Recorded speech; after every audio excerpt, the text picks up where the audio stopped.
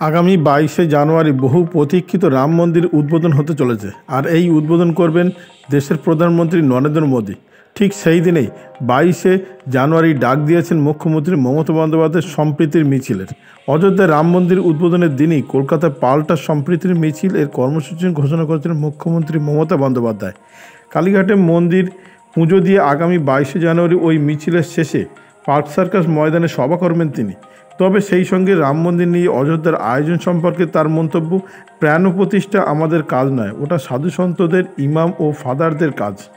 অন্য বিরোধীদের মতোই রাম মন্দির নিয়ে বিজেপির বিরুদ্ধে রাজনীতি করার অভিযোগে সরব তৃণমূল কংগ্রেসও। ইতিমধ্যে সিপিএম, কংগ্রেস সহ একাধিক দল পরিষ্কার জানিয়ে দিয়েছে তারা ওই উদ্বোধন অনুষ্ঠানে অংশগ্রহণ করবে না। সরাসরি সে কথা না বললেও ওই দিন কলকাতার নিজের কর্মসূচি ঘোষণা করে সেই বার্তাই দিয়েছেন মুখ্যমন্ত্রী মমতা বন্দ্যোপাধ্যায়। নবান্নে মঙ্গলবার নিজেই ওই প্রসঙ্গে উল্লেখ করে মুখ্যমন্ত্রী বলেন, এই উদ্বোধন নিয়ে আমার কিছু বলার নেই, ধর্ম যার যার, উৎসব সবার। সেই সূত্রে রাম মন্দির উদ্বোধন নিয়ে নিজের মতো বুঝিয়ে মমতা বলেন, 22 তারিখ আমি নিজে একটি মিছিল করব। কলকাতায় দলের ওই কর্মসূচি সম্পর্কে তৃণমূল নেত্রীর বক্তব্য, কালীঘাটে গিয়ে মা কালীকে পুজো দিয়ে হাজরা থেকে মিছিল শুরু হবে। কালীঘাটে সকালে যাবেন না, সব ধরনের মানুষকে নিয়ে পার্ক সার্কাসে এসে মিছিল শেষে সভা করা হবে। দীর্ঘদিন পর তার এই দলীয় কর্মসূচির লক্ষ্য স্পষ্ট করে মমতা আরও বলেছেন, মা কালীকে ছুঁয়ে মন্দির, মসজিদ, গুরুদ্বার, ওই পথে অনেক গির্জাও আছে, তাই এই মিছিলে বৃহত্তর অংশের মানুষকে যুক্ত করতে নেত্রী আহ্বান করেছেন সাধারণ মানুষ শুভানুদ্দায়ীরা আসতে পারেন এই সংহতি মিছিলে। শুধু তাই নয়, একইভাবে জেলায় জেলায় দলের তরফে একটি সম্প্রীতির মিছিল করার নির্দেশ দিয়েছেন তিনি।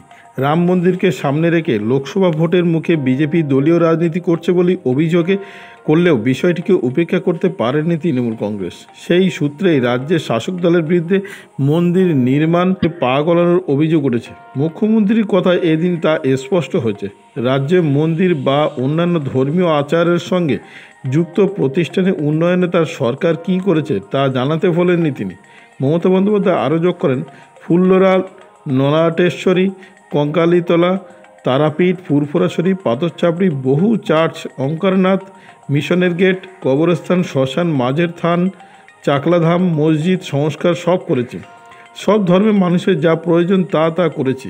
এই প্রসঙ্গে বিজেপির নাম না করে তার কটাক্ষ, আমি নাকি দুর্গাপুজো করতে দিই না, আগে বলতো সরস্বতী পুজো করতে দিই না, আজ রাজ্যের দুর্গাপুজোকে হেরিটেজ ঘোষণা করা হয়েছে। তার সংযোজন তীর্থস্থান একটি ঐতিহ্য ও পর্যটনের অন্যতম মাধ্যম, সেদিক থেকে সবটাই করা হয়েছে। তারপরেও ওদের ঔদ্ধত্য দেখে অবাক লাগে। দক্ষিণেশ্বরে স্কাইওয়াক নিয়ে রেলের আপত্তি খারিজ করে দিয়ে মমতা বলেন, হাত দিচ্ছে কোথায়? কয়েকদিন পর কালীঘাটে দাও, শ্রী রামকৃষ্ণ, বিবেকানন্দ ও মা ভবতারিণী বলবে নাখোদা মসজিদ ভেঙে দাও, শুনবো না। ধর্ম নিরপেক্ষতা ও গণতন্ত্র রক্ষার ডাক দিয়ে আগামী 21-22 জানুয়ারি রাজ্য জুড়ে মিছিলের ডাক দিয়েছে সিপিএমও। তবে বিজেপির রাম মন্দির নিয়ে উন্মাদনা বাড়তি গুরুত্ব না দেওয়ার বার্তা সামনে রাখতেই ওই দিন কেন্দ্রীয় কোনো বড় কর্মসূচি নিচ্ছে না তারা। এই সূত্রেই তৃণমূলের সংহতি মিছিল নিয়ে প্রশ্ন তুলছে সিপিএম এবং কংগ্রেস। সিপিএমের রাজ্য সম্পাদক মোহাম্মদ সেলিম মন্তব্য, সংহতির কথা ওর মুখে মানায় না, নানা রকম সং সেজে তারপরে আবার সংহতির কথা। ওখানে রাম মন্দির হচ্ছে, ওখানে সরকারি উদ্যোগে জগন্নাথ মন্দির হচ্ছে, রাম ও জগন্নাথ দেব তো লড়াই করছেন না। বিজেপি আর তৃণমূল ধর্মীয় আবেগকে কাজে লাগিয়ে একই রকমের রাজনীতি করছে।